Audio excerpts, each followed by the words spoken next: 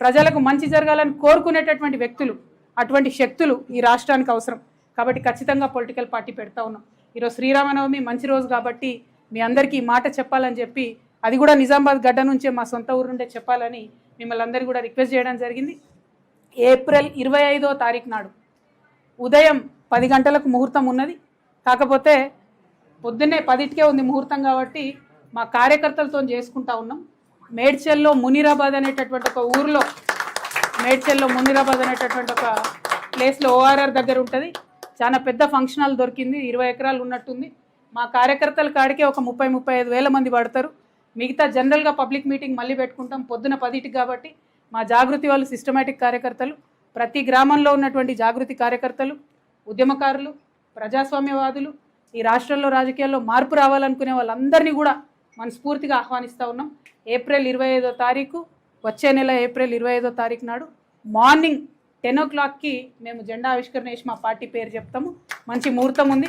మీ అందరికీ తెలుసు, నేను ముహూర్తాలని బలంగా నమ్ముతా. మరి కాలానుగుణంగా పనులు చేస్తే ప్రజలకు కలిసి వస్తుందని నేను బలంగా నమ్ముతున్నా. కాబట్టి ఆ ఉదయం పూట అయినా తీసుకోవడం జరిగింది. ఆ మొత్తం డీటెయిల్స్ అన్నీ కూడా ట్విట్టర్లో, ఫేస్బుక్లో, వాట్సాప్లో మళ్ళీ మీకు లొకేషన్తో సహా. ఆ హాల్ పేరు ఆద్య కన్వెన్షన్, అద్వయ కన్వెన్షన్, మునీరాబాద్.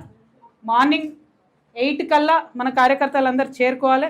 ఎందుకంటే 8 నుంచి మనం అందరం కొంత మాట ముచ్చట వేసుకొని 10కి ముహూర్తం ఉంటుంది కాబట్టి 10కి లాంచ్ చేసుకుందాం. ఆ మొత్తం 18 ఎకరాల్లో కూడా మరి ప్రాంగణాలు ఎట్లుండాలి, స్టేజ్ ఎట్లుండాలి, మేము మా ప్రాంగణానికి ఎవరి పేరు పెట్టుకుంటాం. ఎందుకంటే మేము జయశంకర్ సార్ని ప్రాణంగా కొలుసుకుంటాం, మీ అందరికీ తెలిసిందే. జయశంకర్ సార్ పెట్టుకుంటాం. ఇంకా చాలా పేర్లు ఉన్నాయి, చాలామందిని గౌరవించేది ఉంది. అవన్నీ కూడా డిసైడ్ చేసి ఈ నెక్స్ట్ 28 days టైంలో మీ అందరికీ కూడా వివరాలు ఇవ్వడం జరుగుతుంది. మా దగ్గర జాగృతి నుండి ప్రతి గ్రామం నుంచి కార్యకర్తలు తరలి రావాలి. పొద్దున్నే ఉంది కాబట్టి మంచిగా పొద్దుగా లేచి సద్దన్నం తిని బయలుదేరండి. వచ్చినాక మీటింగ్ అయినా ఉడకన్నం తిందాం. కాబట్టి ప్రతి ఊరు నుంచి ఎక్కడ జాగృతి కార్యకర్తలు ఉంటే అక్కడ బయలుదేరి రావాలి. ఎవరి గురించి ఆలోచించొద్దు.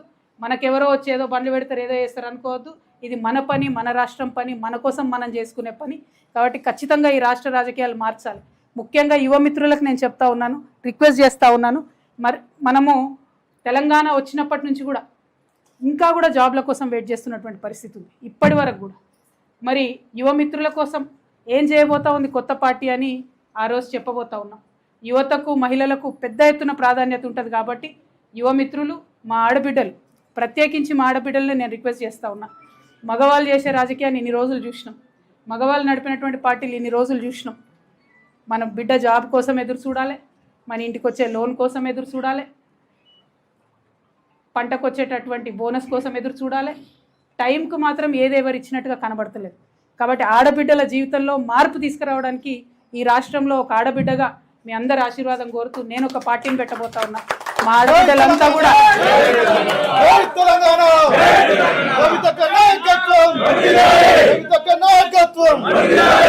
ఆడబిడ్డలంతా కూడా ప్రతి ఊరు నుండి కూడా తరలి రావాలని చెప్పి నేను రిక్వెస్ట్ చేస్తూ ఉన్నాను. ఎందుకంటే జాగృతి నుండి ఎన్ని కార్యక్రమాలు చేసినామో ఆడబిడ్డలకి మీ అందరి దృష్టిలో ఉన్నది. మళ్ళీ కూడా గుర్తు చేసుకుందాం అన్నాడు. నిజమైనటువంటి మార్పు ఎట్లా తీసుకొస్తామో ఖచ్చితంగా ఈ రాష్ట్ర రాజకీయాల్లో చూపించాలి. అదేవిధంగా మా బీసీ బిడ్డలకు మీకు తెలుసు ఎంత కొట్లాడుతున్నామో మనం బీసీ బిల్లు సాధించుకోవడానికి. కాబట్టి బీసీ బిల్లు సాధించుకోవాలంటే స్వచ్ఛమైనటువంటి శక్తులు, నీతి ఉన్నటువంటి శక్తులు, జాగృతి లాంటి శక్తులతోనే సాధ్యమవుతుంది. కాబట్టి ప్రతి ఊరు నుండి బీసీ బిడ్డల మీటింగ్కి తరలి రావాలని కోరుతా ఉన్నాను. అట్లానే మా